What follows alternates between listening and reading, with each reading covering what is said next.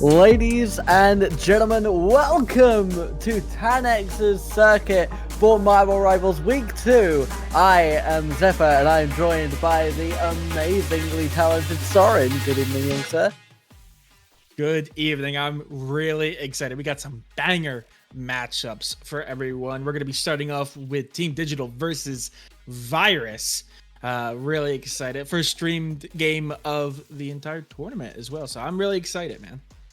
I'm very, very hyped up for what we're going to see tonight. The first week, from what I'm looking at the results, was pretty gnarly. You had some real strong contenders all out there. We're also going to be seeing Boom Crew and Daybreak later on in the evening, so make sure you stick around for that. But we've already got our first map set out. I believe we're going to be going to Midtown for a convoy match, which is a really interesting first map pick. There's a lot of high ground, low ground play, especially in that first area. So I'm interested to see what kind of synergies and combinations we're going to be getting into off rip. Yeah, there's also a lot of space for a lot of flyers as well, especially after some of the recent changes.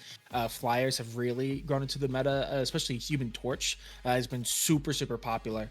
I mean, just yesterday, one of the biggest tournaments for Marvel Rivals, Human Torch was in almost every single game. So we're going to be seeing a lot of interesting compositions. I'd imagine we see a very high focus when it comes to pick bans, focusing around Hela and Luna Snow for the anti-flyer, as well as just like the Human Torch and Iron Man, because they have been really strong. So here, I think we're really going to see the teams play around those four in particular, but there's still so many good compositions.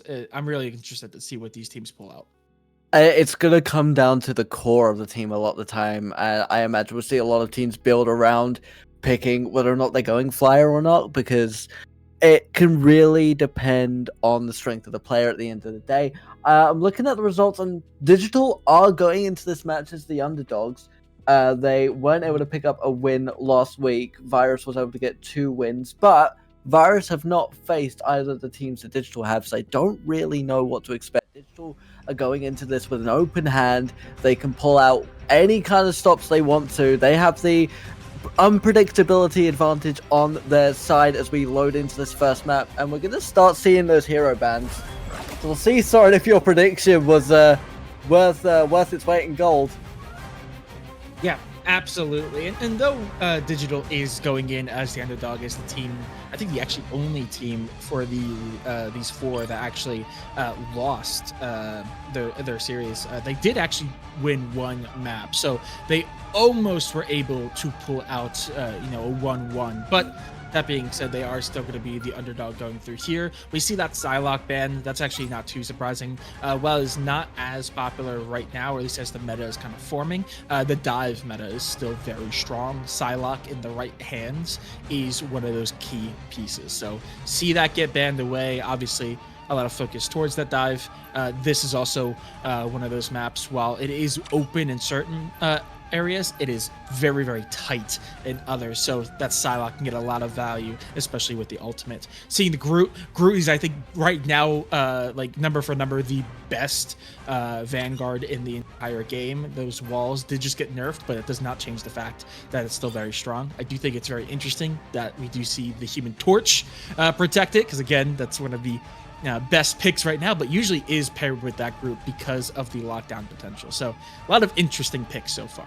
Very, very interesting picks indeed. We're going to see the second save. The other thing you got to keep in mind, Digital is starting out on the offensive for this one, so they're going to be setting the tone for a lot of this, saving the Loki, which is a very, very interesting pick. The Mimic ultimate can really pull out a lot of value later in the game, sort of when you're starting to build up those counter moves. We're seeing the ban, Veronica Frost, I believe that is. So yeah, that's another Vanguard ban. The pool is getting very tight. It's also one of the picks that is right now really good in the meta into a dive and more of a brawling composition. So not surprised to see that, especially as we now see like that dive and that brawl kind of get targeted away. It does feel like we are getting pushed, at least from the Digital side, towards a more flying composition. We do see the Hela get banned away though. And honestly, the Human Torch, Invisible Woman, especially with the Loki protect on the other side, that trio was very strong. Obviously, you run the Loki with the Invisible Woman, really good healing potential, as well as the possibility to get 2 invisible barriers is always really strong. And pair that with the team up between Invisible Woman and Human Torch, that is kind of, it's not been the thing that decides the meta, but a lot of teams are running it right now. Iron Fist is protected. That's one of the, in some recent changes and some recent patches, while Iron Fist is usually good for diving into the backline, it's also been really good at anti-Vanguard and really good at just kind of shredding through frontline tanks. So I think that's a really interesting pick, especially as this Vanguard pool continues to get smaller and smaller. That's a very large chunk of the pool already gone. Captain America, who is very good at creating space, sort of also feels that Veronica Frost style of play for Vanguard. So Vanguards are going to be quite slow into this one, and the final ban of the match is going to be Luna Snow, who does have still a very, very good ultimate.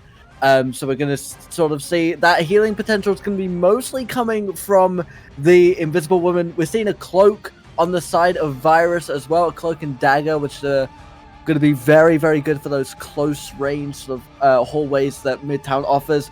Switch into Human Torch, so we're going to have 2 Human Torches in this match. We've seen a lot of play around. I don't think we're seeing too much in terms of team up at this time, but obviously everything can change in a matter of moments. So the lineup for Virus is going to be Jeff the Shark, Rocket Raccoon for your specialist. Switching to Invis and Loki, Magneto, Hulk, and the Thing, with the Human Torch as the only duelist. Meanwhile, on the other side, we're going to be seeing the Human Torch, Loki, Thor, Rocket Raccoon, Namor, and Hulk. So despite the amount of Vanguard bans, we are seeing a 3 Vanguard team on defense. Yeah, and very, very heavy dive focus, especially in that Vanguard kind of trio.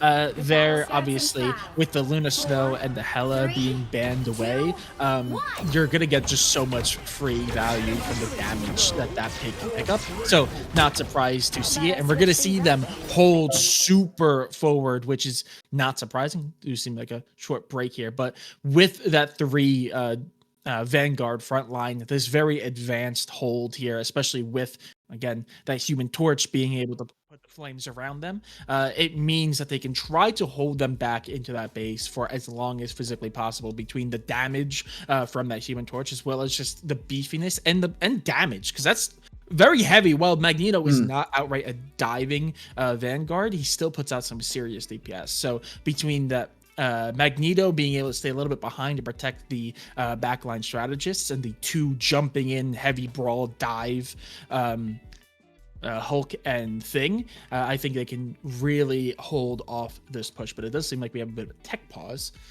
so might be a minute until we can get in. But that's what I'm at least seeing here. These things I mean, in that very early stage of conflict, we did see the Human Torch immediately set up a square of death, as I call it, with the flames. So very much just trying to immediately get those couple of seconds in. I wouldn't be surprised if for the attacking team we maybe see a even sort of short-term Iron Fist or Wolverine play with those three Vanguards. The percentile damage is going to be huge in a situation like that. But I mean, it's like you say, you've got so much you need to keep in mind with the diving and the Roma potential that compositions like that offer, that they are very much going to be on the defensive, trying to protect their backline as much as possible. And a distraction like that can cost valuable seconds, which, whilst it doesn't seem like much in the beginning, in the opening moments of a game, those seconds do add up. And every moment you can save is going to be the sort of deciding factor, especially for this initial engagement. Yeah, absolutely. Especially when you take into account that I kind of mentioned it before, that this map is kind of weird when it comes to sizing and, you know, the pool of heroes that you could really use and get the most value out of. Obviously, right after that first point, we're leading into that entirety of the first point.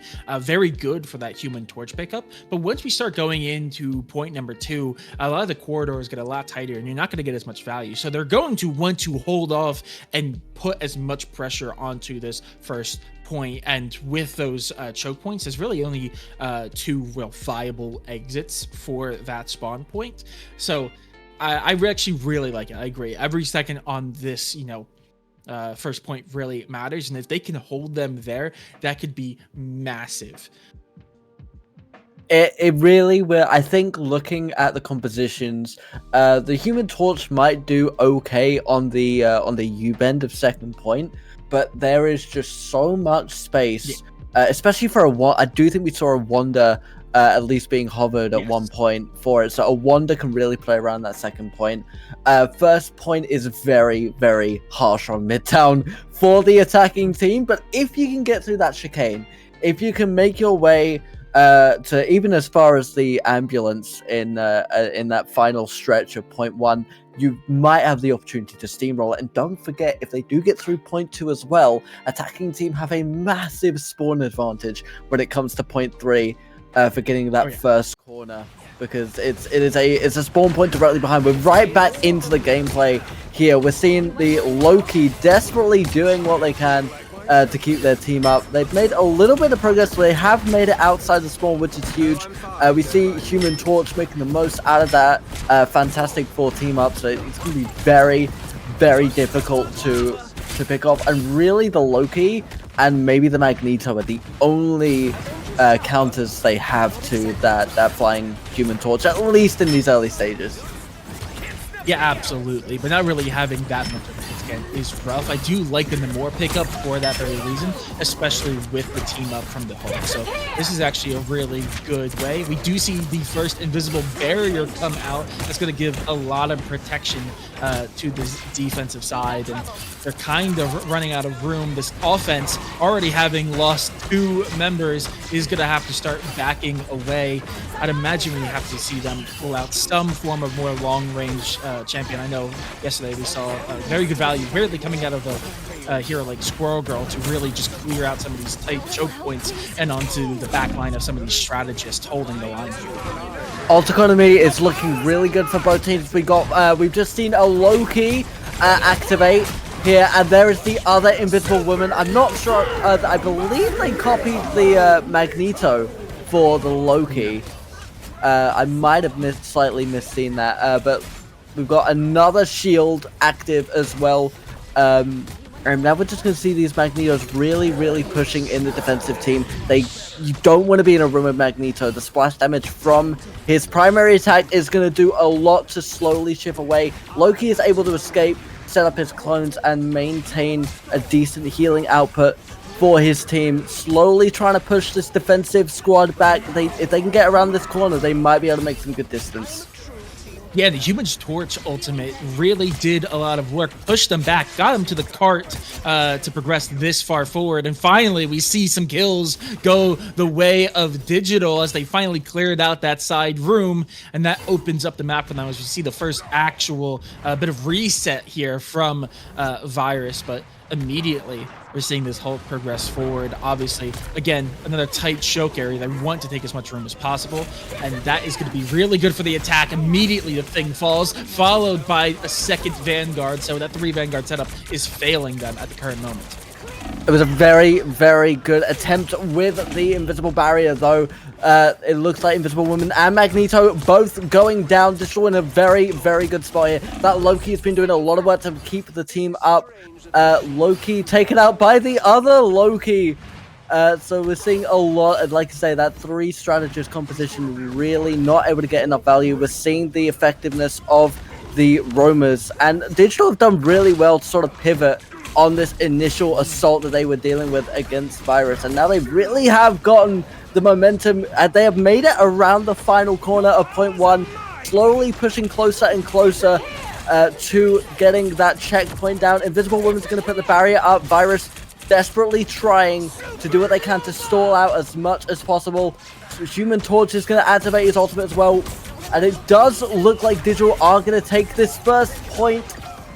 There it is.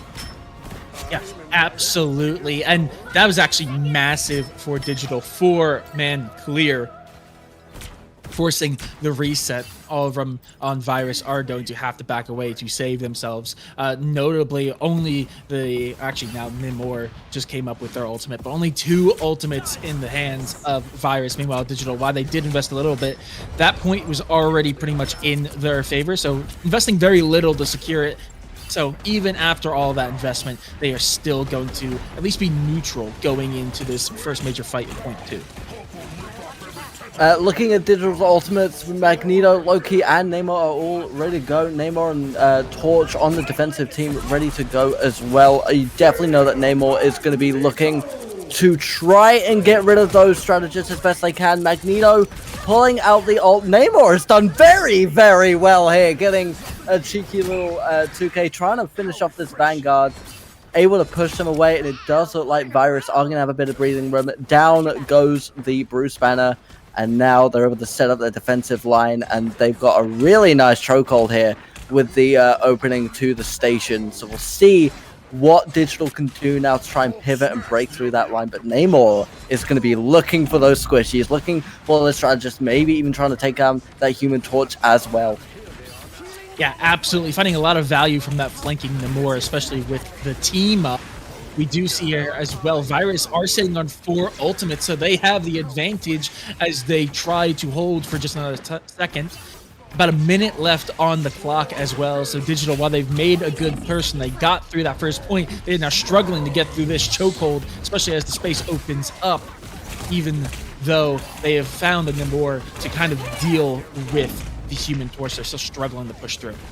Invisible Woman using the barrier to try and nullify the Bruce Banner, who has now been forced to retreat.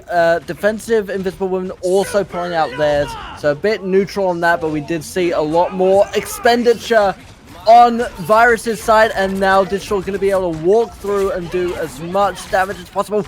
Again, we're seeing these barriers pop left and right. Invisible Women on both sides doing very well in maintaining their ult charges. Magneto not able to get much value from that ultimate, creates a little bit of space. Those Namor turrets continuing to chip away, and we're seeing, you know, Human Torch having to focus on those turrets, taking his attention away from the rest of the team. It does allow him to get taken down. Beautiful exile as well from the Hulk. Yeah, absolutely. We are officially in overtime as Digital are running out of time. They do win out in the fight. They push Virus back, but now there is going to be time for the reset. Notably, pretty much everyone across the lobby is low on ultimate. So you'd imagine, especially in heroes like this Human Torch, they're going to want to farm as much ultimate points as they can as they try to go into what could be the final fight for this offensive assault. We do see both Namors trying to use as much value out of those turrets as well, as we do finally see the duel. The Human Torch fight goes the way of Digital, which could be massive here, as that's a lot of their damage taken out immediately. Fires are going to struggle.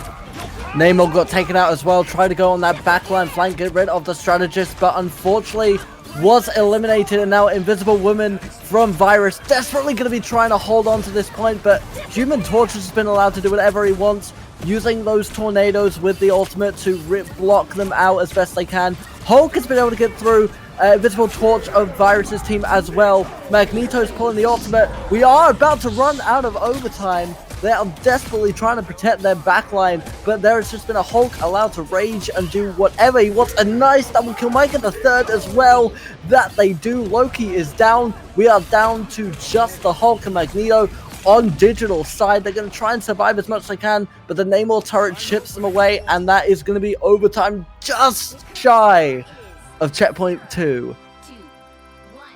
Yeah, massive. The final fight was going so well, but the Invisible Woman ult, that invisible barrier, just doing enough, getting them enough time to make their way back onto point. And after the fall of the Namor, it was just really, really difficult for them to try to fend off the push back from Virus.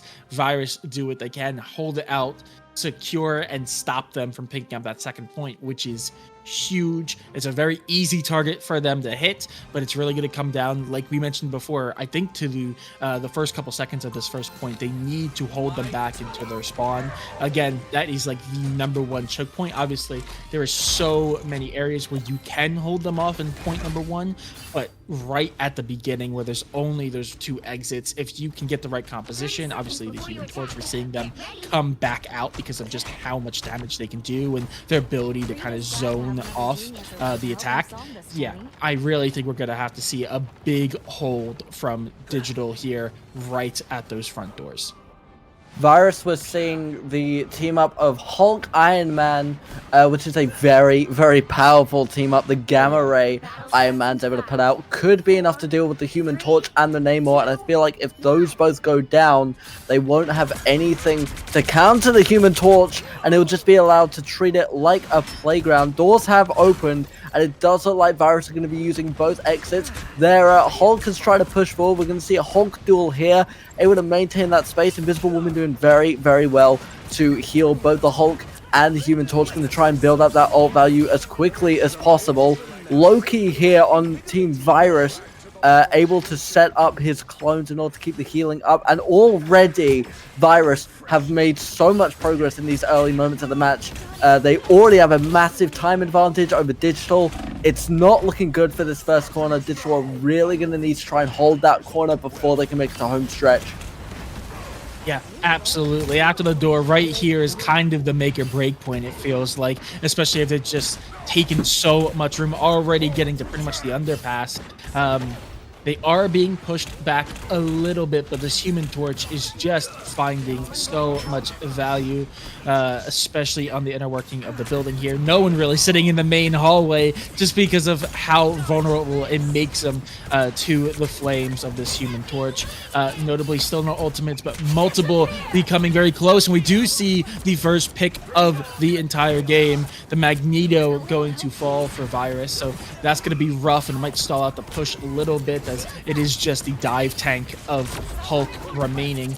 and we are going to see it immediately exacerbated by this invisible barrier, not allowing Virus to really push this cart any more forward.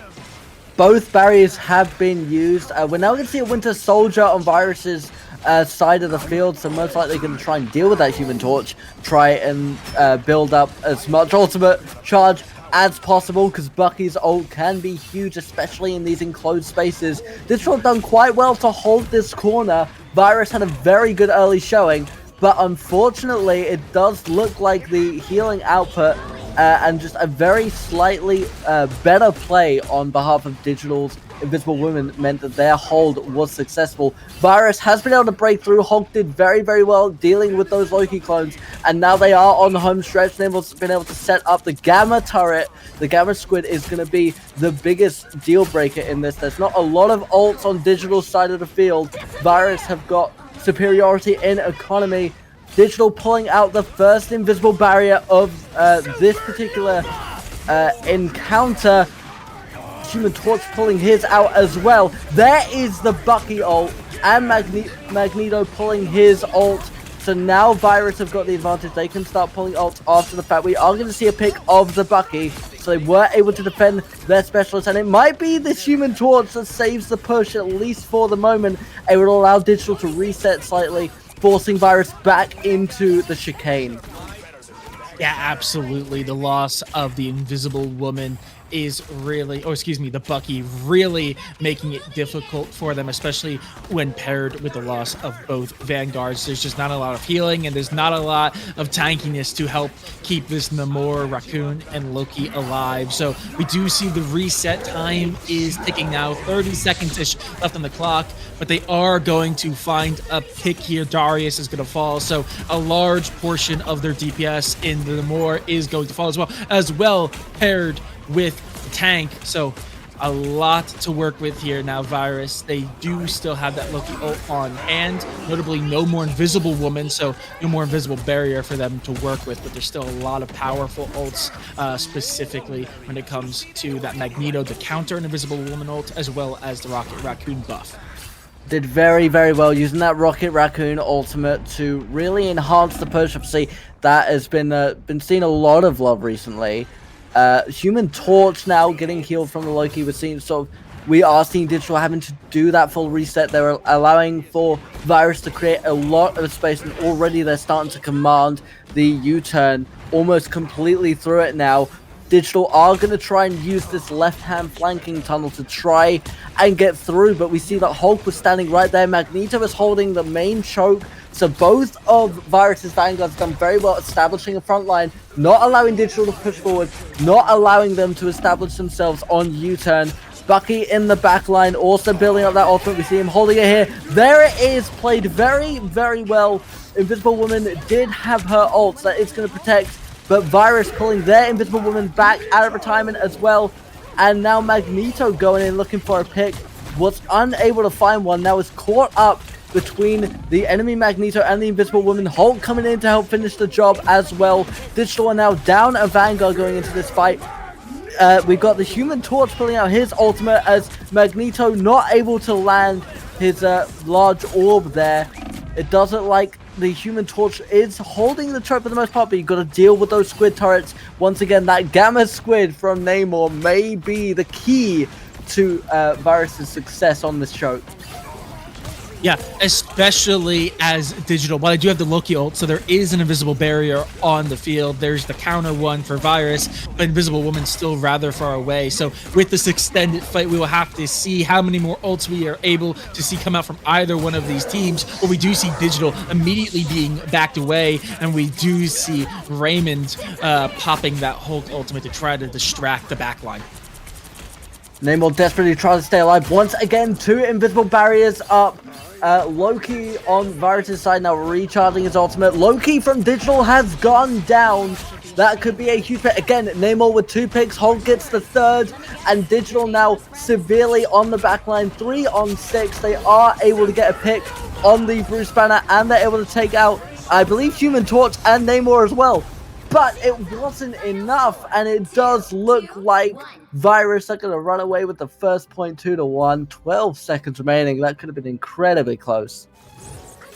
Yeah, absolutely. And it really came down to a lot of those tight corners. Obviously, right there, those two doors, just making it so difficult for Digital to try to push through. We saw the combination, and it was also just down to a good use of holding ultimates. We saw them hit in that final fight after they had drawn out so many. We saw them use the invisible barrier as well as the storms coming out from the Human Torch. So the ability to make it so not only can they just stay on that point, but everyone to stay on the point as well as push Digital back and make it practically impossible for them to push through those two doors meant that there was really no room for Digital to really operate. And again, they done so well at holding their ults that Digital had none left, so there was no Invisible Woman ult, there was no Loki to kind of counterbalance that, and there was no ult that allowed them to get onto the point without immediately getting punished or felled. So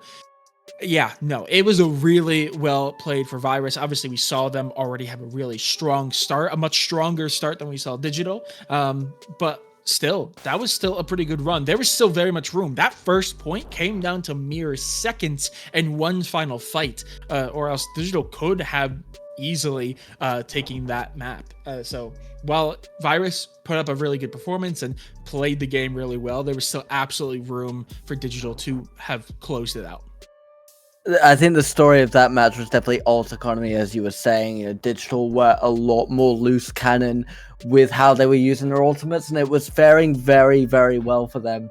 But Namor survivability, along with Invisible Woman being able to pull off their ult just a little bit later, Virus truly proved why they belong here, why they have reached the caliber that they have. But I have complete faith in Digital. Obviously, it is not over until the final bell has rung, and I'll be very, very excited to see where we go next. I believe we have a control map set up for our next round. So Digital desperately trying to get this point, bring it to match point.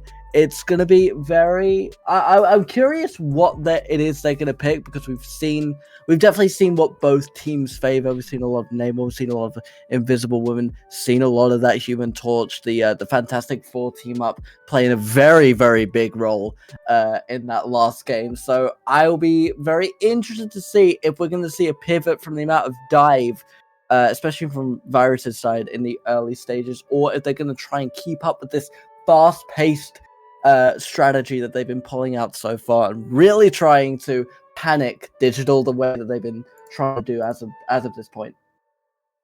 Yeah, absolutely. And I think we are going to see them lean possibly even more into dive. I wouldn't be surprised if we saw like an Iron Fist or a Psylocke come out, because we did get word on what the second map is. It's going to be Hell's Heaven, the control map. So that's a lot tighter of an area where dive and more brawling compositions really thrive, because obviously while there is open space on the actual point in certain areas, for them to function, it's a lot closer, it's a lot tighter of an area, it's not as open. So while there can be room for flyers, especially a pivot like an Iron Man, which is really good on the bursting side of damage, there's not as much room for them to operate. So if they have a hit scan, or if they have like a Nomura like we saw in the last game, it's a lot easier to be punished than a map like we just saw, where there's a lot more winding areas and room for them to dip off and get a health pack if really needed, if they are trying to play a little bit more forward. So I would not be surprised if we saw a lot heavier of a focus on dive heroes, and less so on the flyers. But that also brings into question, what are they going to pick? Because we already saw them heavily ban them away, and obviously they're probably going to want to do so again. So I think the composition of the teams are going to be really interesting, because while we might see a dive or a brawl, we might not see the very typical meta picks like we did in the last game. Hell's Heaven is also very much sort of a wildcard pick for a control point, because I think it's probably the control, especially with this map board, it's the control point with the most amount of level evolution. We see a lot of moving walls, we see a lot of environmental changes throughout a lot of the points. So I'll be very, very curious to see how these teams stats them. That can make being a flyer, especially someone like Human Torch who relies on splash damage, could be very, very annoying. when those walls are positioned in the wrong way, and it's very hard to predict those walls in high octane situations like that. I would be very interested to see the Iron Fist. We saw it protected in the last game, Oh yeah. so obviously we didn't see it get pulled out, but it's very clear that that is something that the I believe it was Digital that saved. It might have been Virus, but I believe it was Digital that saved the Iron Fist. So it's good to know they have that in their back pocket. And Iron Fist very much enjoys being on Hell's Haven. Like you said, a lot of tight hallways for the majority of the maps in the Hell's Haven like 3-point system that they use.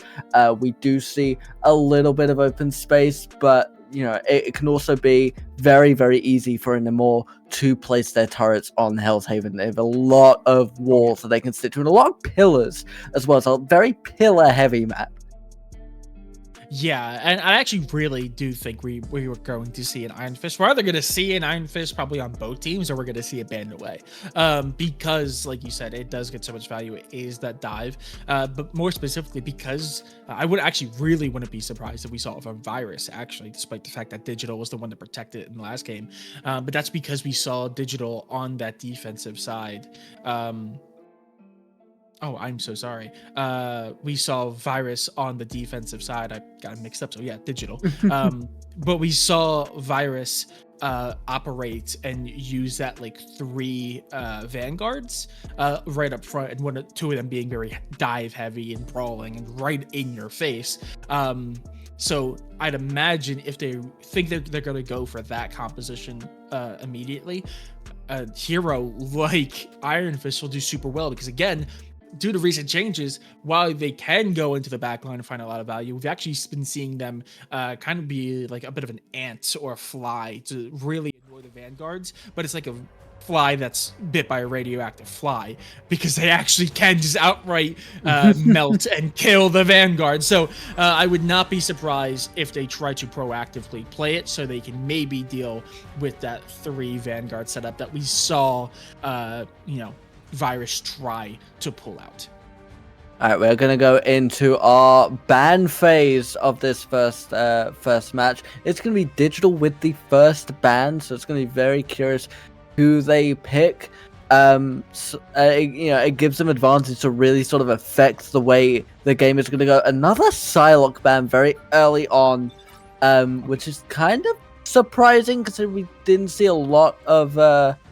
We didn't really see anyone on Virus's side favoring Psylocke-esque characters, but maybe they know more than me. We're waiting on Virus to get their first banning. Groot again is gone. I think that is a very, very smart pick with the walls. He can really funnel in, especially on the sort of hallways of this map. Going to see who the first save is, and I would have put money on that. Human Torch has been saved. Yeah, absolutely. We're sticking to the tried and true method here. The same 3 bans and protects that we saw in the last game. I'm actually not surprised to see that from Digital, because very clearly, since they did not go for that triple Vanguard, they would struggle if they did see it, and I'm assuming they're expecting to see it again. And Psylocke's not going to help them go up against that triple Vanguard, but it can be super annoying to deal with just a 2-2-2 setup. So to see that banned away, not surprised. Again, the Loki and the Emma Frost bans, not surprising. I'm actually a little surprised to see the Emma Frost, because Emma Frost is actually one of the best Vanguards to deal with a very dive or frontline heavy composition. So to see that get banned away by Digital, it's a little interesting. We do see a protect onto Venom, so I'm assuming they are expecting to see more focus on the Vanguards. We do see the Bruce get banned away, so that might be the biggest one. That might be the biggest one. That is very, really very telling. Strong pick for this map. Yeah. All right, we're looking for our last ban here. Invisible Woman was saved by Virus. I'm not surprised at all by that, given how the last game went. Still waiting the last couple of seconds of this ban. Who is it going to be? It's going to be Luna Snow once again. So yeah, like we said, I think the biggest tell for this ban phase is that Bruce Banner is gone. That's going to shut down the Namor and Iron Man team up, but also it's going to prevent a lot of that dive. We are see Captain America that was banned last time. We're going to see the opportunity for them to be picked. We are seeing them hover ever so slightly. Mantis being pulled in, Venom, Warlock, and Star-Lord as well on digital side. Rocket Raccoon and Magneto to finish it up. Jeff, possibly Invisible Woman, Captain America, Magneto, Human Torch on Virus' side, and we're waiting for the 6th yet to pick. We're going to be very, very interested. We're seeing a very similar sort of composition on Virus' side. I imagine Captain America is going to be filling that Hulk role and sort of diving and pushing forward. So I think the biggest changes we're seeing is on digital side. We're seeing a Star-Lord, a Warlock, a Venom, and a Mantis, people we didn't see in the last map. All very, very applicable in Hell's Haven. I will be very interested to see what that Venom does. I think that's going to be the most interesting to see how they handle the Captain America. Oh yeah, I mean, digital is kind of just running a abbreviated version of the reviving comp or the Guardians composition. Typically, we do see a Captain America get paired with it rather than a Venom, but that one diving Vanguard paired with a Mantis, who obviously has that like delayed or on tick heal, is just very, very valuable. And the revive and burst potential, especially with the Star-Lord, who can, especially going into some very, very tanky frontline like the Captain America, can just kind of farm their ultimate and find so much value going in on the back line. So the Guardian comp really strong. Again, slight variation, but I would not be surprised, especially once you start getting into the ultimates. This dive comp is going to struggle with it, seeing as they're going to have to kill everyone twice with the revives coming out from the Adam Warlock. Already seen a very early shift to the Loki on Virus' side, a very pivotal part of last game. We are going to see Virus trying to get this point, however they are slowly being forced out. We saw the sleep there from the Mantis on the Captain America, able to stall him out. That might have allowed for Digital to get out of the chokehold and start pushing in on this point. There is the Invisible Woman ult from Virus. Mantis is going to pull her ult as well, probably to try and counter this Human Torch's storm that has been let out, trying to break through ever so slightly, and Digital is a little bit all over the place. They are trying to hold on to this point as much as they can. Virus coming out of that choke once again. There is the Captain America ult to once again push back the Venom and allow Virus to get a little bit of ground on point. Magneto trying to clean up as best I can. Star-Lord ult as well, so we're seeing a lot of ultimates. But there goes the Mantis. Was able to get the sleep off, but too little, too late. There is the revive. So we're seeing a lot of value from that Warlock. We are able to see the Star-Lord pick off the Magneto. Now going to try and deal with Captain America. A very, very good engagement on digital side. They've gotten control of the point. They're going to start getting that percentage tick up, and Virus this time is going to need to be the team that resets. Yeah, absolutely. And like I was saying before, they're going to really struggle with this reviving comp. And we saw it there with the Captain America pushing forward, getting so much value, taking out that Mantis. But you just can't get rid of the Mantis. You have to get rid of them twice, because immediately revived, they're able to push back, and the rest of their team up front held, so they were able to capture the point. And now we see them hold, already ticking down 40%.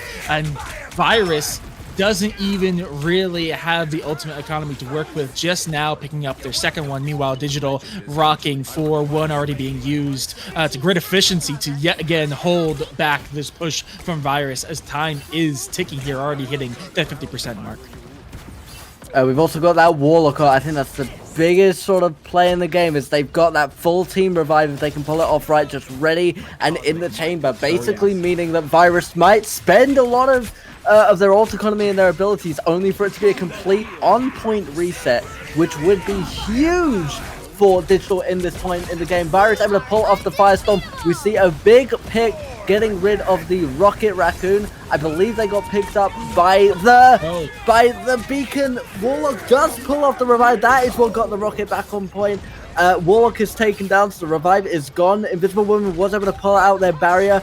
Virus is starting to get a bit of a presence on point, but we're going to have that Venom, who's got massive survivability. He might be able to stall it long enough for the rest of Digital to reassert themselves on point. Absolutely doing just enough, and the shielding is huge. Is going to invest the ultimate and get 3 people with the knockup, just stalling out enough time for the rest of the team to get here. Again, that Adam ult was massive, doing just enough to keep the rocket in play, which meant they did have healing to keep this up. We do see the ults coming through. Magneto trying to find some value, is going to have it. Won't find the kill, though, as we see these shreds go out. We are at the final moments here. We need to see Virus take control of this point, and they are going to push Digital back for the first time this round. And that does mean they are going to start getting time on the board. Digital did very, very well, pushing Virus into overtime there to spend a lot there. I do believe Digital's going to get a little bit more ult build-up on average as opposed to Virus. You're seeing Human Torch here blocking off the different entry points as best they can, but Venom was able to sneak through, able to shield himself massively, but he's got nowhere to go in the backline of Virus's team, and he was just forced to die. He's going to drop right back through the spawn. It's going to be a massive setback for Digital's team. They are going to see the Star-Lord ult. They're going to try and even up the playing field here a little bit. Able to get rid of the other Star-Lord, but Virus able to revive them with the beacon. So there's not much value from that ultimate. There is the Virus invisible barrier, and it does look like Digital, whilst they're doing very, very well in sort of scattering the team, they're not able to get enough presence on the point to get any chance of capture. We see massive plays from the Star-Lord on Virus's side, and they're going to maintain control at this point. Yeah, absolutely. A lot invested, including that Star-Lord ult from Digital, but it finds one, but the Rocket Raccoon revive comes through, so they don't even really secure it, and the rest of the team, while that Star-Lord's going hunting, just kind of falls apart. Which means we see yet again another reset from Digital. Did a really good job holding, but are now really struggling to go through and take this point, and it's down a lot to this Human Torch, which is just putting up so much damage and holding them off from certain choke points, but we do see them immediately fall. So this has been the best chance Digital had to try to retake this point. Venom is going to execute the ult there, deciding to catch and gets a lot of value, does get a pick on the Invisible Woman. He does go down, but that might be what it needs. Mantis was able to get the revive off. There's going to be an overtime game. It's going to be very, very close. If Digital can capture this point, they can pivot it on a dime. Captain America used his ult to survive and is now going to try and scatter the team, just cause as much chaos as possible. There is the revive from Adam Warlock as well. Human Torch is there, gonna take out the Warlock before he can pull off the ultimate. That might be what decides it for Virus, who have a lot of presence on point right now.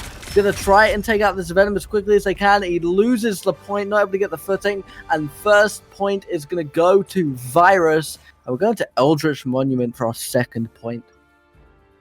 Yeah, no, insanely good hold from Virus. They capitalize on what could have been a rough time. I mean, we saw that Adam ult come through at the very last second, but capitalizing on it and removing them before they really have a chance to get back into play. It leaves just that poor Venom to do everything they can, but when you're going in a 2v4 and you're the really only heavy dive, you have no healer, you just have to do what you can, but pushed off of sight.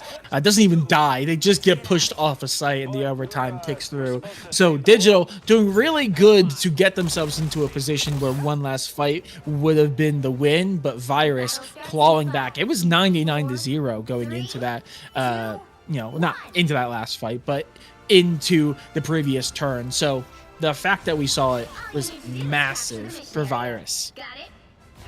Very, very big. The 3-2-1 composition might not have been what they need. We're going to switch from Rocket onto Loki, so they are slightly switching up the composition. They're not going to have that extra revive. We are seeing a very, very similar layout on Virus's side. They don't really need to change it. If it ain't broke, don't fix it. But this is the big thing with control, is you carry the ults across from point to point. So we're going to see a lot from Digital here, who's getting a very early ultimate with the Star-Lord, who was able to scatter Virus just enough for Digital to get that presence. They're not able to quite capture the point. Star-Lord's going to use his revive, and he's back in the game, trying to get rid of that Human Torch as much as he can. Invisible Woman doing their best to keep them alive, but down they go It's very, very close. Digital need to capture this point if they want to stay alive in this matchup. They've done very, very well to keep their footing. They are going to finally take the point, and very much like the first round of this match, we're going to see Digital with the advantage. Yeah, absolutely. And you saw there the value that the revive composition can have. They did finally deal with that ulting Star-Lord just for them to not even get out of cover. They just did it right where they died, immediately revive back in and cause havoc and remove the Human Torch, as well as go after the strategist. So right now, Digital in the driver's seat, but we've seen this before. We need to see a bit of a better hold, because very clearly with this composition, they struggle to go for the retake, but the hold has been clean for them, as they do have ultimates on hand. But right now, technically, Virus have the advantage in that regard. And we do see the Captain America go through, so that extra bit of shielding for the rest of the team while they try to retake this point. A very, very good execution from the Captain America. We saw Invisible Woman as well doing a very good job in keeping the Human Torch alive. It's been able to create a lot of space for the team. They're trying to build their presence. There is the Invisible Woman's barrier from Digital, doing their best to survive the onslaught that has been coming their way. Virus don't get a lot of value off the Magneto ult, but it is enough to push Invisible Woman off the point. Digital do the same, pulling their ultimate. I don't think they were able to get any value off of that. Human Torch desperately trying to use his Storm to create space for his team. Star-Lord from Digital is going to activate his ultimate. Does get taken down by the rival Star-Lord. However, gets shut down entirely. Unfortunately, it just came down to trigger time at that point. Digital still have control over the objective. A Human Torch has done very, very well in picking people up. Magneto down to next to nothing on the HP, taken down by the Star-Lord. Venom taken down as well. That's both the Vanguards. And now Virus are going to take point. And they're going to start seeing their build-up. And now they are putting Digital right back where they were last round. They're going to need to break through this defense. They want to try and get the point back. I don't think they quite got 99% either. So Virus are even better position than they were last round. Yeah, absolutely. And it's down to Digital really struggling to deal with this Human Torch. They're just putting down so much damage, and it's cutting off so many choke points. Obviously, Daria trying to do what they can on that Star-Lord to, lock down the Human Torch, but is struggling to do so with the movement that these Flyers have. But man, Virus now in a position where they can hold, and yet again in a position where that Human Torch can even do so much more work. And we see it here as the health pools just vanish. Raymond just running into the back line. Look, he has nowhere to go, and the clear has practically come through for fall. And now we have the Vanguard v Vanguard make it a win for the Captain America. So Digital getting chased out and having to full reset now. I'm surprised they're sticking with the composition. They really need to find a way of dealing with this heavy DPS flying composition that Virus have. Yeah, and they've got a really imbalanced ult economy. It's relatively even as you look at the teams, but Venom used his ultimate in that last encounter, and it wasn't enough for them to capture the point. So it was a bit of a waste on that half. It happens, and it's unfortunate at the best of times. Adam Warlock does have the revive. We'll see if he tries to set that up at any point. Mantis does use their revive from Digital, so we are going to see the full 5 currently on their way back to point. Venom is on the rollback as well. There is the Mantis ult. Here's where we're going to try and see the push, but Magneto is right there, supported by the Invisible Woman's barrier. Firestorm is out as well. Wasn't able to destroy the Magneto's ultimate, but unfortunately there was no value from that on Digital side either. We are now in overtime. Down goes the Warlocks. They're not going to have that revive to play around with. Rocket is going to pull out his ultimate for Virus's side, and that amplification might be just what they need to secure this point. Warlock was able to sneak in and get the revive off, but it's just cleaned up by the Captain America. Firestorm as well, just slowly chipping it away, and that is going to be a clean sweep for Virus. Yeah, absolutely. Not dropping a round, not dropping a map. Obviously, it could have been a lot closer. We saw there both times getting to 99 and 95%, but man, just really struggling to deal. And you can see the MVP there, take the words right out of my mouth, really struggling to deal with the Human Torch. Obviously, struggled a little bit to actually win and take the first fight, but once Virus would crack open the site, there was just so little digital in the team composition could really do. Obviously, you really wanted to see some form of a hit scan, but right now the best in the game are that Luna Snow and the Hela, and Virus just did such a good job when it comes to the pick bans to ensure that they would not have the hard counters to their team composition, so they were just able to pretty much run riot. Yeah, we do see there set 29 elims, 12 final hits, only paired up with the Captain America Raymond, also running down a lot of that backline very often. Yeah, not surprised there. Also, the damage, you can look 35k damage in a 2-round what's it called, control point, is just kind of crazy. So I think it really did come down to the fact that Virus had their composition, they had their way they wanted to play, and Digital, while they did have a strong composition, just did not have the one to deal with those flyers, and for that they are going their third game now, and now are 0-3.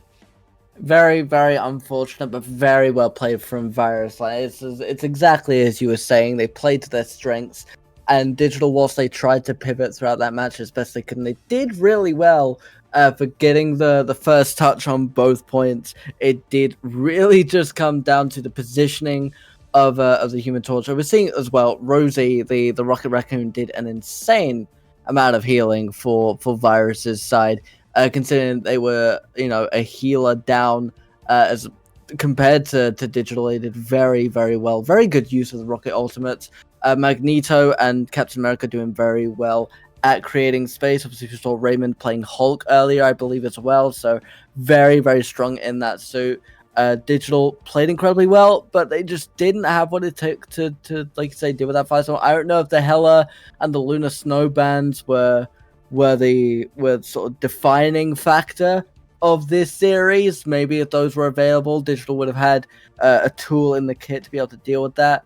But it plays out this way sometimes. There's not much you can do. Yeah, absolutely. But that being said, don't go anywhere. We do have another best of 3. It's going to be Daybreak versus Boom Crew.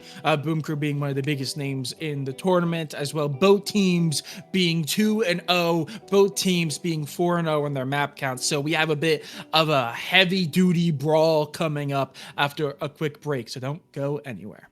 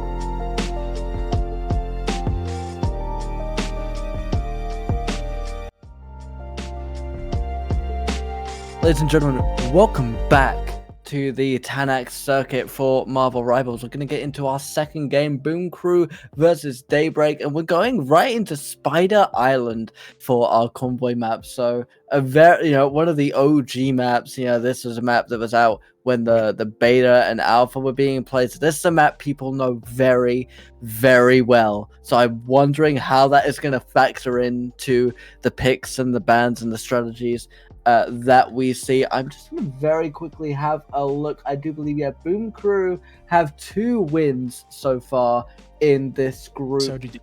And Daybreak do as well. So very even in terms of results. So someone's gonna lose. Oh yeah. Someone for the first time is going to lose. Yeah. Who's for the first time lose a map, by the way. On top of being 2-0 apiece, they're also 4-0 in map count each. So this is going to be the first time one of them is going to end up taking an L.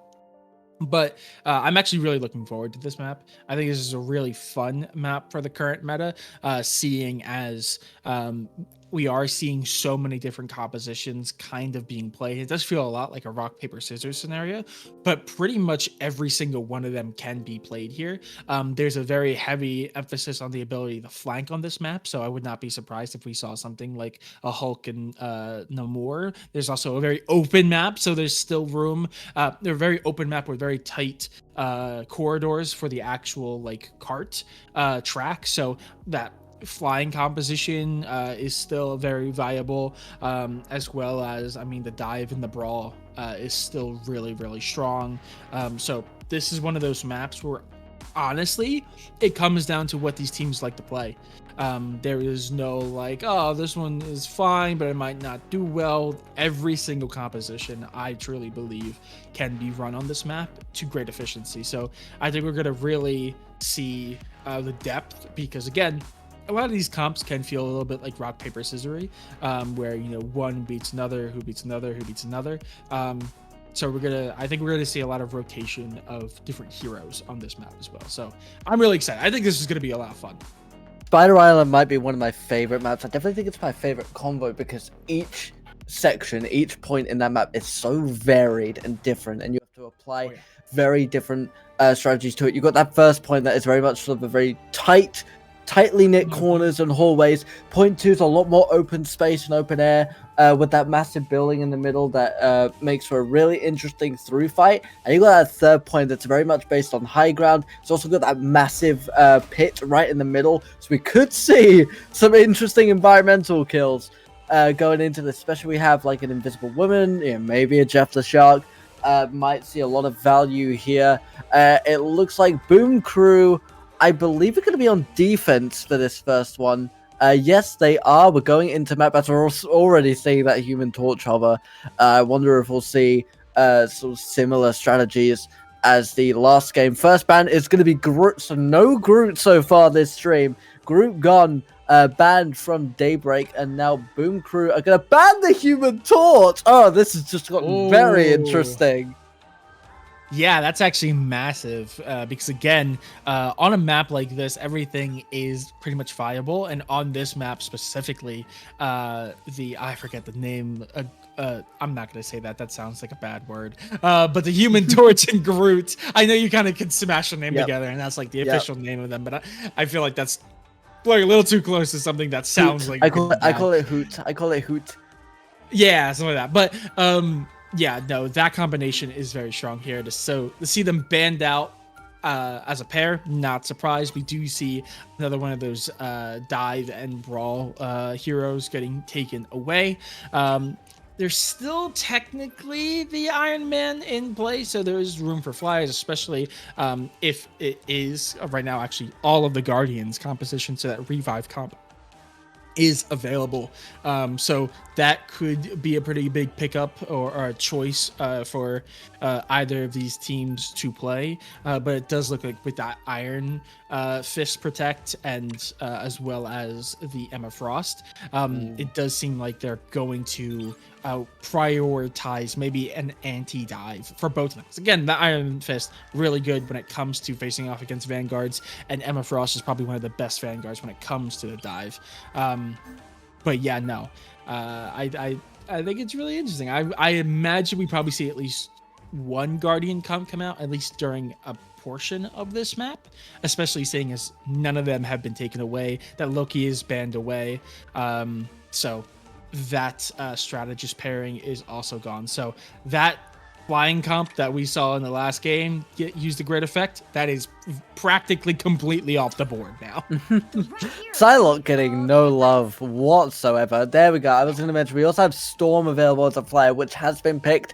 The Hela, though, and this is very, very crucial. Hela has been remained available and open throughout the entirety of this banning phase. So you're going to have a really powerful hit scan to deal with that flyer. I imagine Storm is going to have a terrible time dealing with Hela, and we'll hope that they can position themselves well. We're going to see a very, very nice showing of Veronica Frost across the board for both teams.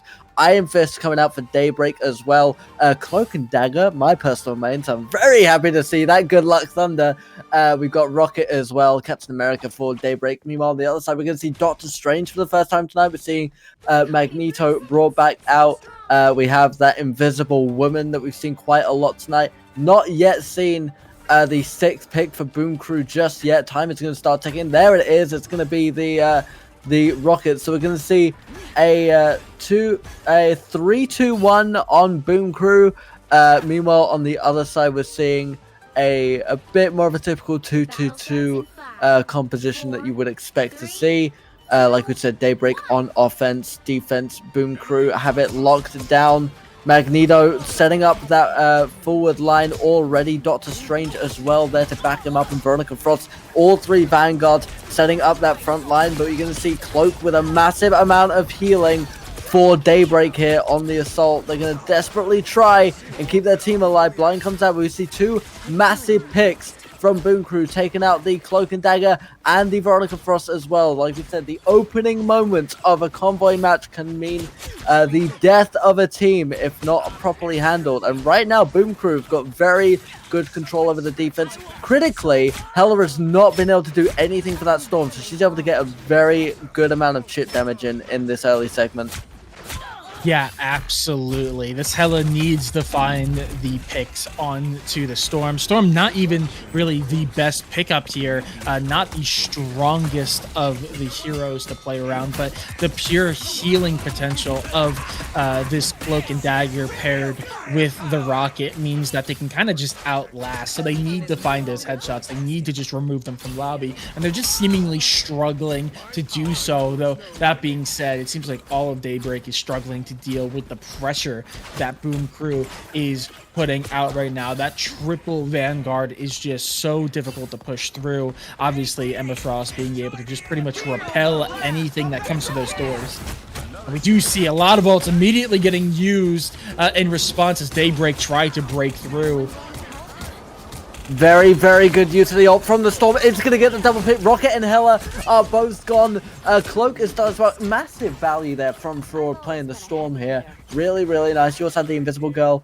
Invisible Woman, sorry, as well, just making sure they could survive to get that reset. We did see Captain America trying to flank in the back, but didn't really get much of a pick and was just forced to sort of retreat to the team. Iron Fist taken down by the Storm as well. Hela has just been pinned down the entire time and not really been able to take out Storm. See protection from the Invisible Woman. Cloak and Dagger ult could be huge. This might be the push they need as they push right in through to the backline. Taken out by the Magneto, though. That's what you want to see. Incredible, incredible play. Completely nullifying enough. Veronica Frost just going to be able to stun everyone back. The other Veronica going to try and counter, but Boom Crew have got a massively strong defense. Yeah, absolutely. And tries to use the Seduce to pull them out of that position, but protect it, I believe, by the Strange there, meant really didn't find any value. And again, Daybreak invests many ultimates into that, but yet Boom Crew, despite not investing anywhere near as much, still find the value, push them back. We do see the come through again, and yet again, more ultimates invested, but Boom Crew do have the advantage, and Storm has just been able to rack up those points, so they're just going to ult into this backline, push everyone out of position from that Rocket ult, and then just feast off of it. Massive, as Boom Crew are not giving Daybreak an inch here in round number 1. We've got 45 seconds left in this matchup, and once again, Daybreak are forced to just sit in spawn, desperately try and break through it. Invisible Woman is on her way back. It's a very, very, very long run back for Boom Crew. That is the advantage that Daybreak have. They do have the spawn advantage. I'm just desperately trying to find a pick here of anything, but it does look like Daybreak, they were able to get elimination with the Bucky and the Captain America as well, but Iron Fist didn't get massive mana value with his ult. He does slowly weaken the enemy team. Daybreak do get their Cloak and Dagger ult off as well. Finally, we're starting to see a little bit of an opening. Now they just got to mop up those specialists. Down goes the Invisible Woman. Just going to have to do that run back again. Rocket is done as well. Boom Crew are forced on the full reset, but they have the teleport, the portal already set up and ready to go. So they're all just going to push in from the back line. They get a free run back, and now Daybreak are the ones that are being attacked from behind. Storm coming in with the ult again, going for massive value, picks up the Cloak and Dagger. Bucky's good as well, so that's one healer down for the enemy team. It's picked up by the Rocket Beacon. Absolutely incredible placement from there, but Magneto was able to get a kill as well. Rocket is taken down, as is the Captain America, and Boom Crew have done very, very well. That was an incredible portal from the Doctor Strange. Boom Crew run away with it for the first one. It's gonna be real difficult for Daybreak to defend this.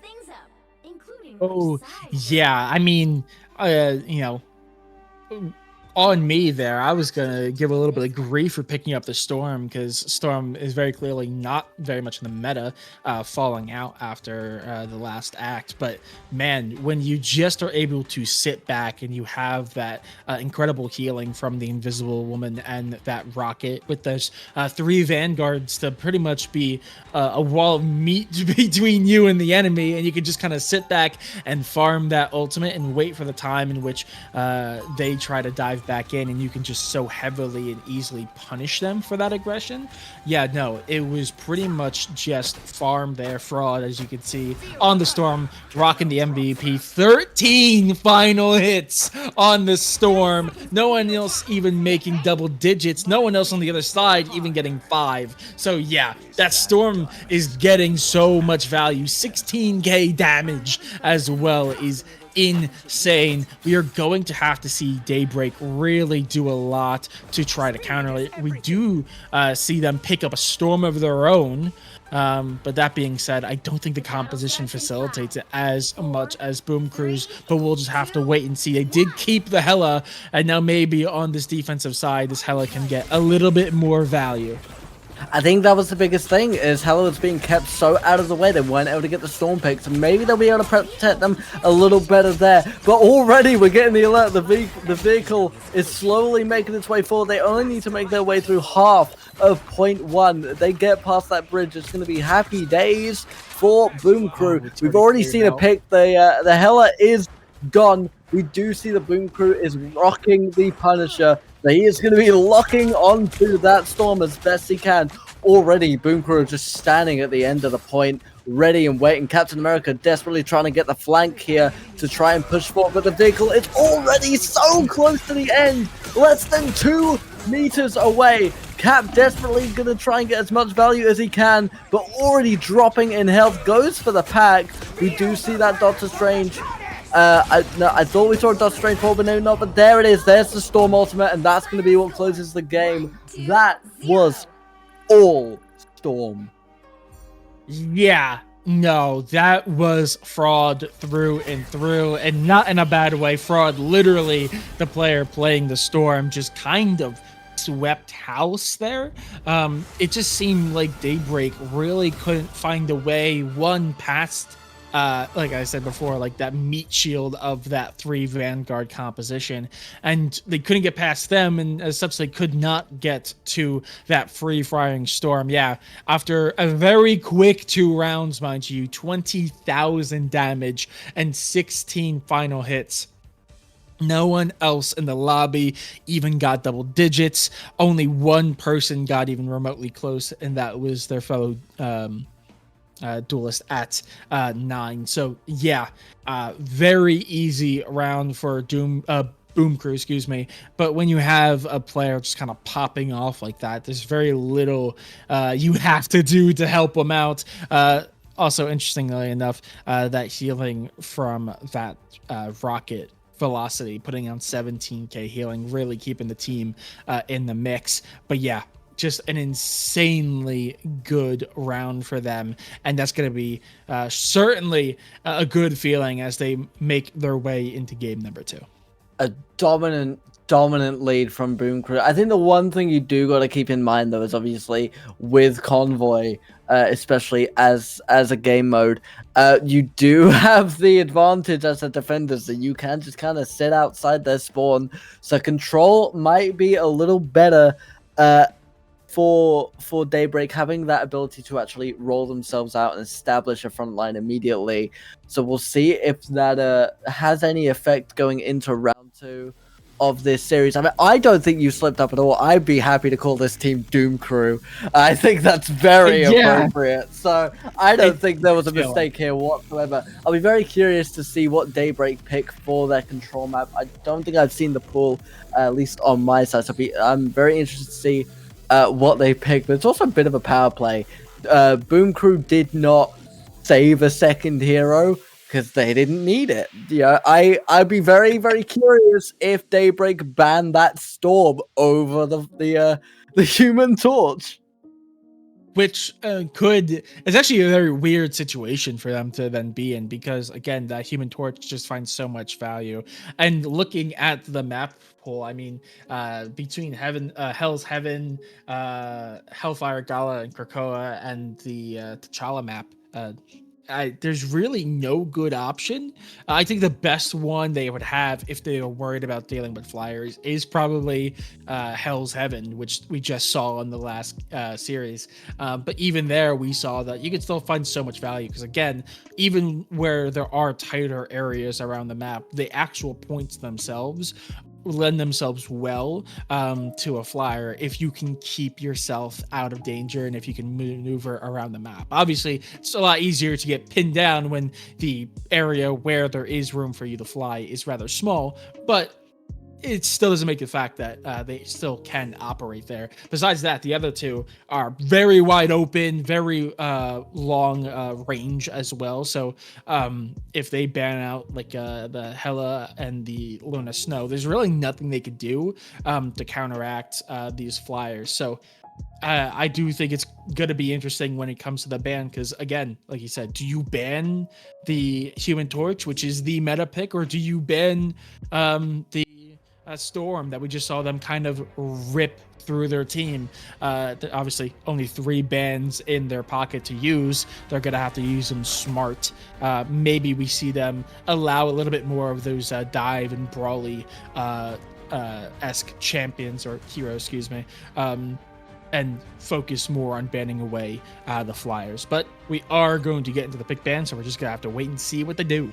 Daybreak do have the first ban, so I think this is going to be very, very telling on what it is they decide throughout this process. Going to Hell's Heaven for our control map. I believe we are going to be going to the Eldritch Monument for our first map as well, so it is the most open of all them. They're going for the group ban for their first one. That's going to, group, again, very much like Psylocke has seen no love tonight whatsoever.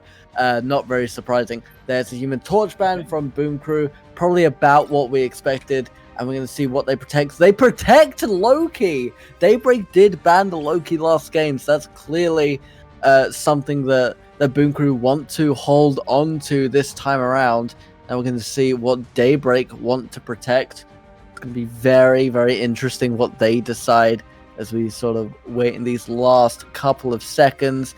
A lot of deliberation going on in the teams, I imagine. Yeah. Going for the Captain America, which not really surprised, given he was certainly one of their favorites last time. So desperately trying to. He was honestly probably their best bet in holding on Spider Island. 10 seconds here for the second ban for Daybreak. Yeah, absolutely. And we do actually, rather than see them kind of focus on banning away and rather just let them through, they do actually pretty heavily target ban, or target protect, excuse me.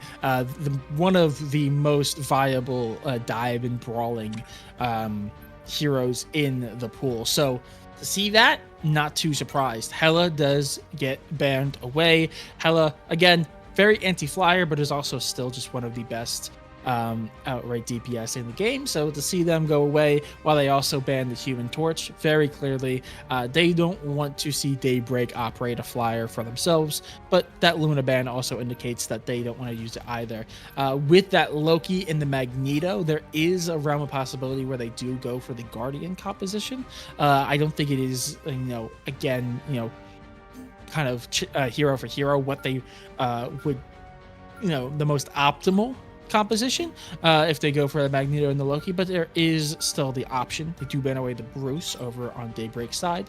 So again, Guardian still very up, so that revive composition is still viable. I think it's the 3 Guardians plus I believe Captain America, I think typically Loki, and then another pretty like frontline heavy, not quite dive focused Vanguard. So Strange or a Magneto would work well.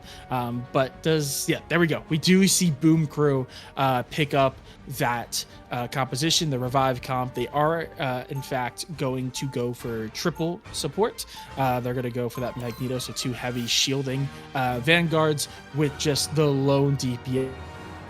We saw, obviously, last game it was triple Vanguard and the 1 DPS, this time triple strategist and the 1 DPS. So a little bit of a change up for them, but while they might not have as much tankiness between that Rocket, the Atom, and the Mantis, that healing potential is going to go crazy for them.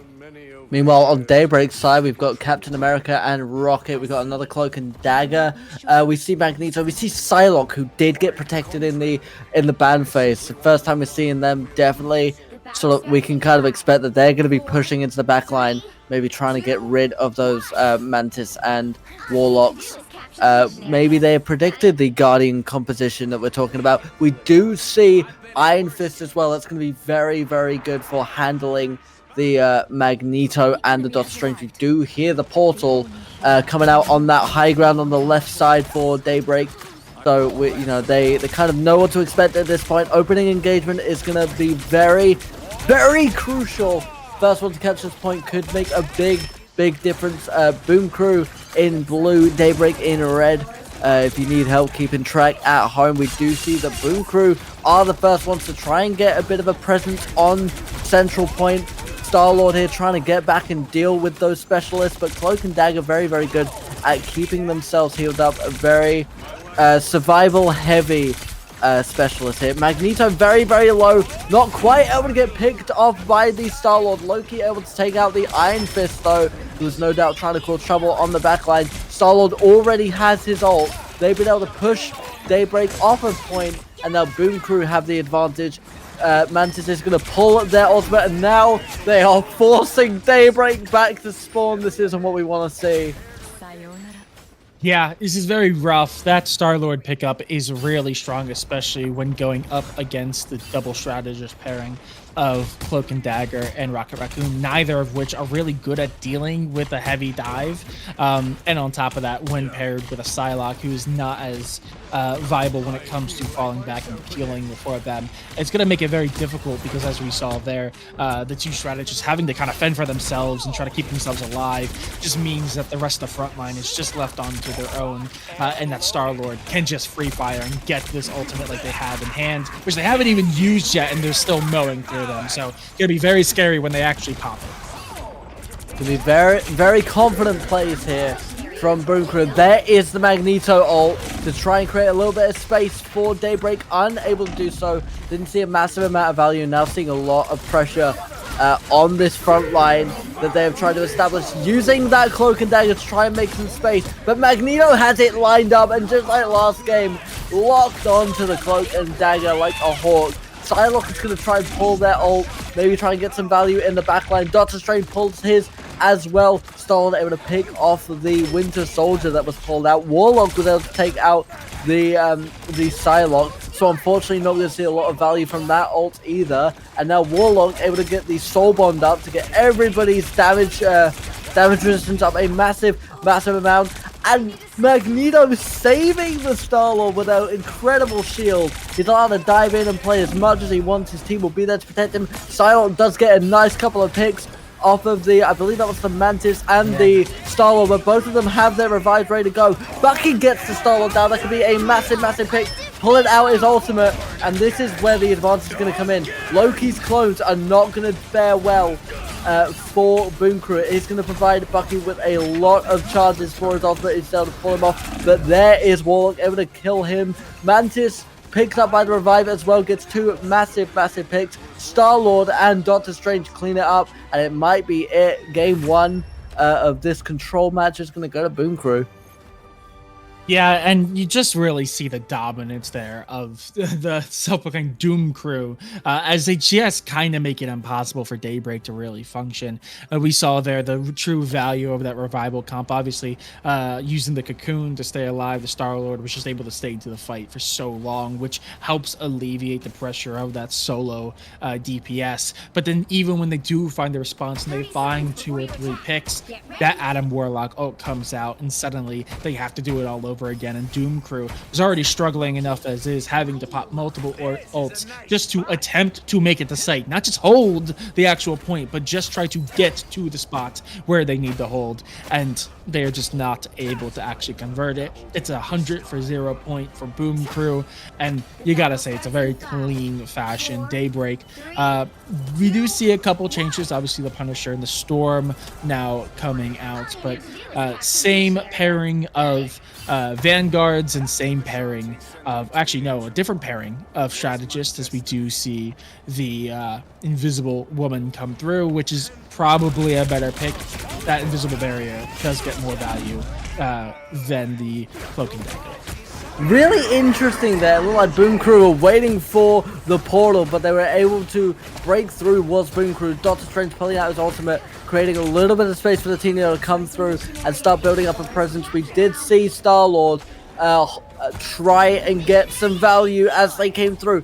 The biggest thing here, Fraud has still got his ultimate from the last game. That could be a huge thing. Already, Boom Crew have got control over point 2 here on the frozen airfield. And now, once again, they are just pushing Daybreak right back to their spawn. This is what we saw game 1. And now it's really going to be a case of, do Daybreak have any way of breaking through to the other side? They pull out the Doctor Strange, and they have the Storm as well. I'll be very curious if Fraud tries to counterpick that with a Storm of its own. Storm gets taken down by the Warlock. There is the ultimate from Fraud. Star-Lord. Magneto, I think, tried to take him out, but did not land it. 2 picks there. Punisher and Magneto for Fraud. Velocity able to get rid of someone as well. I believe that they were able to get rid of the Rocket Raccoon, and then Doctor Strange taken out as well. Daybreak forced to do a full reset once again. We're looking up to 50% on Boom Crew for the point. This could be the end of the game very early. Invisible Woman does have that ultimate, as does Punisher and Doctor Strange, but it's going to be whether or not they can execute their ult economy, or if Boom Crew are going to be able to make that space. Yeah, absolutely. It's going to come down to the ult a bit up here. We do see them try to come through that back alley, but they're just going to get punished as they're just in such a tight corridor that Fraud is just going to farm those ult points. We do see the ultimate come out from Storm, but it's not going to really find any stance here, as out alone is not getting hard targeted, but here we can see so much being invested by Daybreak and Boom Crew in this tight alleyway. Kill's gonna go across the board, but the revives just mean that they come back so quickly. So while Boom Crew is back up to full strength and on point already, Daybreak is yet again sent back to the spawn. Daybreak tried to sort of a little bit of a C9 almost try and catch that point. They got a little bit of the percentage off, but unfortunately Rocket was forced to back away as we see those final ticks. That might be it. Boom Crew maintaining their clean sweep throughout this group stage of the tournament. Daybreak unfortunately have finally met their match once again. 2-0 Boom Crew.